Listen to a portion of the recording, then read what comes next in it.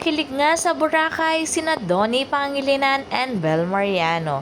Wala talagang pagbabago ang kanilang chemistry.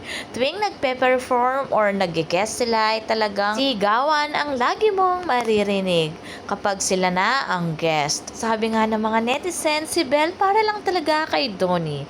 Ano ba, Donnie? Ang saya naman ng gising ko neto. Diyan na lang kayo ha, magulo dito. Kami na bahala sa mga trabaho nyo dito sa Manila. Kilig to the max, ako kahit senior na. Thank you, Don Bell, for making me feel a genuine kind of joy in my heart. Para ng iba, I can't. Bakit kayo ganyan, Don Bell? Ang saya-saya ng heart ko. Grabe kayo, ang nagpapasaya sa akin dito sa Oman.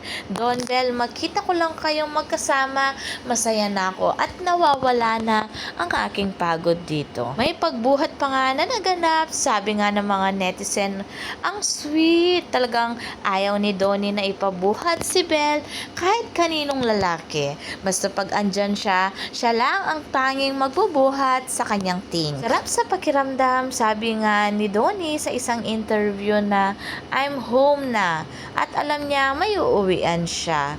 Kinoconsider niya si Bel. Ang sweet talaga, ang init.